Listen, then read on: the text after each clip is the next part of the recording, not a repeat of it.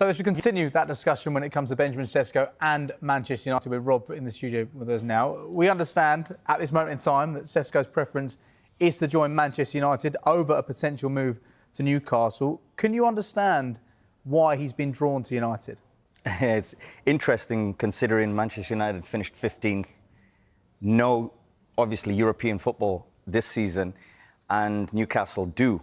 And they do have Champions League. So that's a real, almost kind of balance because, you know, a lot of players, they look at the history of the club, the size of the club, huge. Both are big. But in terms of global status, of course, Manchester United are a bigger club.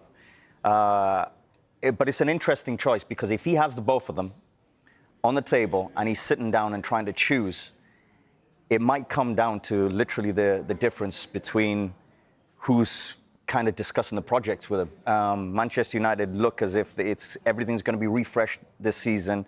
The manager is clearly at the forefront of that recruitment.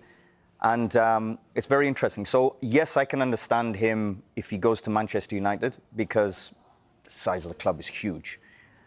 And also maybe he could be seen as a bit of a hero in terms of, yes, Cunha, Mbomo, Fernandes, the players that are there. He comes in, Sesko comes in, scores goals, takes them to European football, takes them to way higher up in let's call it the top six, and then maybe Champions League, maybe European football.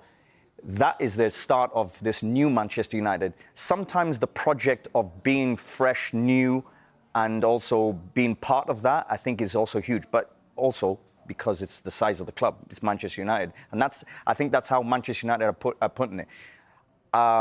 The other thing about the stadium is kind of long-term, because I think that's kind of part of the project, but it's years away. You know, it's far from anywhere near completion.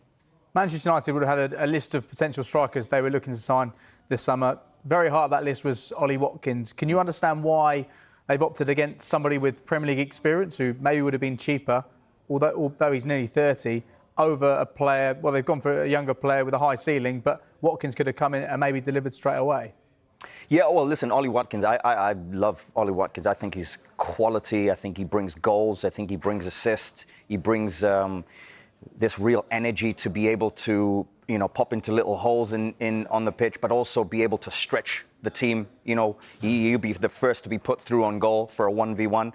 So I think that kind of fits with Manchester United. But I think age kind of goes towards this, you know, because Manchester United will be looking at that and maybe thinking, okay, he's nearly 30. This player's 22. Okay, the next stage, what level are they? Do we believe Sesko will hit the same levels as Ollie Watkins in the next few years?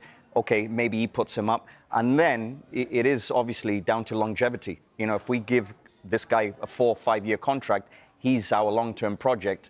Ollie Watkins might not be that. But I would be very surprised if Manchester United haven't looked at Ollie Watkins and at least had the conversation and at least had the discussion of, would you be interested? Because let's rewind back 6 months. There was the discussion of Ollie Watkins going to Arsenal, and he was very interested. So I would assume Ollie Watkins would also be very interested in Manchester United, but maybe it just doesn't fit right now, and that's why. But I think Sesko is a very, very good option. You know, when I look at him and I look at what he can bring to Manchester United, and also bring to Mbomo, Fernandes, Cunha. He's very different to those. You know, he's much more of a goal scorer in terms of in that way, but also I think they kind of look at him as this long-term project rather than Watkins. That's the main factor. Well, a long-term project was Rasmus Højlund, who came in 2 years ago. Would you have sympathy for him if Benjamin Sesko comes in? Because Højlund's had to lead the line for 2 years at a very young age. Clearly, with United not being in Europe next season, there's going to be limited minutes for him if Sesko does come in. What is Højlund? 22? 22. Yeah, 22, going 23. For me, that's not young. I think maybe when he first came in, that first 6 months, 8 months, yeah, okay, he's young, everything's fresh, get used to everything. But after that, to be honest, The bottom line is he's not been good enough, and he's not delivered, and he's had the opportunities because, you know, who else has it been? He's had chances to be in that team. There is moments with Højlund where I've looked at him and I think, that's quality. That's a great finish. And then you don't see it for 10 games. That's a big problem. Didn't score enough goals last season.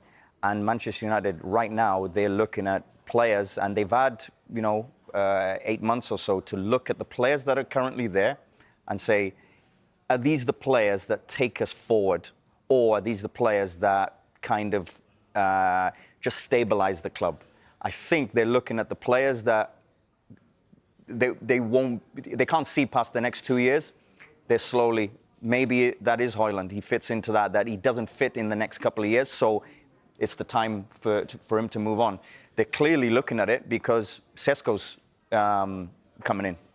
So if he is coming in, there's a reason for that, is because things have not been good enough.